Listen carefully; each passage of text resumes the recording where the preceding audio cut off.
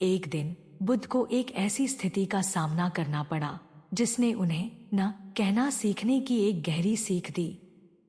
एक छोटे से गांव में जो हरे भरे पहाड़ों के बीच बसा था, गांववासी बहुत दुखी थे।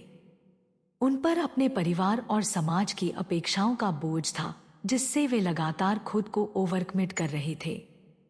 गांव वाले बुद्ध के प्रति बहुत सम्मान रखते थे और अक्सर उनसे मार्गदर्शन मांगते थे।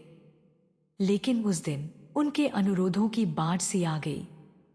जैसे ही बुद्ध गांव में पहुंचे, उन्हें गर्मजोशी से स्वागत मिला। गांव वाले उन्हें घेर कर खड़े हो गए और विभिन्न मुद्दों पर मदद, सलाह और समर्थन की मांग करने लगे। वे चाहते थे कि बुद्ध उनके सभी समस्याओं का समाधान करें, उनके दुखों को दूर करें और उन्हें खुशी की ओर ले जाएं। जैसे जैसे गांव वाले बुद्ध पर अनुरोधों की बौछार करते गए, उन्होंने एक खास तनाव महसूस किया।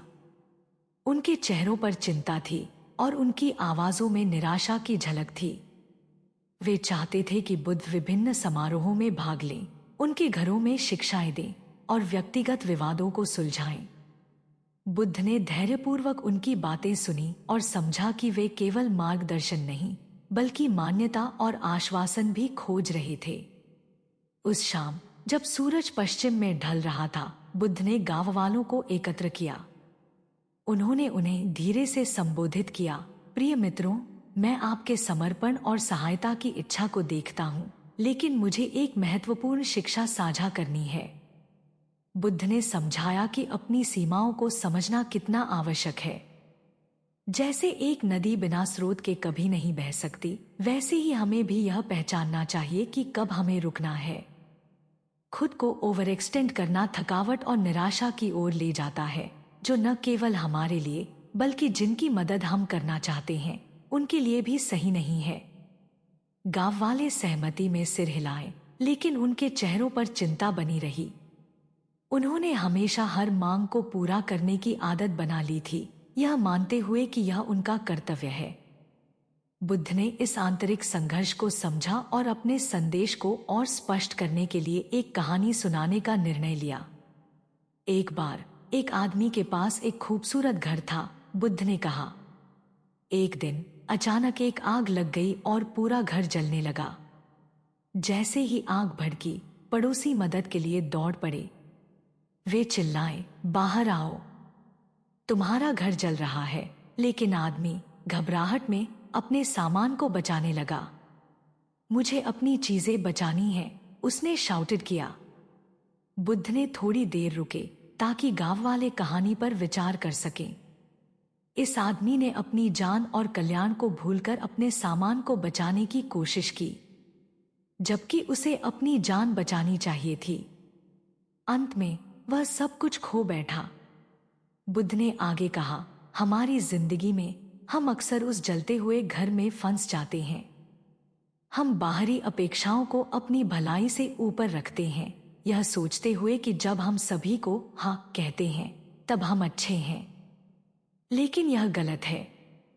बुद्ध ने गांव वालों को समझाया कि खुद को प्राथमिकता देना जरूरी है। जब आप खुद की देखभाल नहीं करते हैं तो आप दूसरों की कितनी भी मदद कर लें, अंततः आप थक जाएंगे और असंतुष्ट रहेंगे। अपने लिए न कहना भी एक कला है जो आपको मजबूत बनाता है। गांव वाले धीरे धीरे समझने लगे कि उन्होंने हमेशा दूसरों की इच्छाओं को अपनी जरूरतों पर प्राथमिकता दी है। बुद्ध ने उन्हें बताया कि न कहना सीखने के लिए अभ्यास करना आवश्यक है। जैसे एक नया पौधा धीरे धीरे बढ़ता है, वैसे ही आप भी अपनी सीमाओं को पहचानने और उन्हें व्यक्त करने का अभ्यास कर सकते हैं। छोटे छोटे अवसरों पर न कहकर शुरू करें, ताकि जब बड़े क्षण आएं तो आप तैयार रहें। बुद्ध ने कहा, यह भी जरूरी है कि जब आप किसी को मना करें तो विनम्रता से करें। समझाएं कि आप क्यों नहीं कर सकते। यह न केवल आपको बल्कि दूसरे व्यक्ति को भी स्थिति को समझने में मदद करेगा। गांव वालों ने समझा कि जब वे विनम्रता से न कहेंगे तो इससे रिश्तों में दरार नहीं आएगी। बुद्ध ने कहा, कभी कभी जब आप न कहते हैं तो लोग आपको समझते हैं और सम्मान करते हैं। आप उन्हें यह दिखा सकते हैं कि आप उनकी चिंता करते हैं, लेकिन आप अपनी सीमाएं भी जानते हैं। गांव वाले बुद्ध के प्रति आभार प्रकट करते हुए उन्होंने तय किया कि वे अपने जीवन में इस नए ज्ञान को अपनाएंगे। वे समझ गए कि न कहना भी एक कला है और यह उन्हें खुद को और दूसरों को बेहतर तरीके से समझने में मदद करेगा। इस कहानी से हमें यह सीख मिलती है कि हमें अपनी सीमाओं को पहचानना चाहिए और सही समय पर न कहना सीखना चाहिए। यह न केवल हमें मानसिक शांति देगा, बल्कि हमें दूसरों के प्रति भी अधिक करुणाशील बनाएगा। बुद्ध की इस शिक्षण ने गांव वालों को एक नया दृष्टिकोण दिया, जिससे उन्होंने अपने जीवन को एक नई दिशा में आगे बढ़ाया। इस प्रकार बुद्ध ने न केवल गांव वालों को न कहना सिखाया, बल्कि उन्हें अपने जीवन की जिम्मेदारी और आत्मसम्मान का महत्व भी समझाया।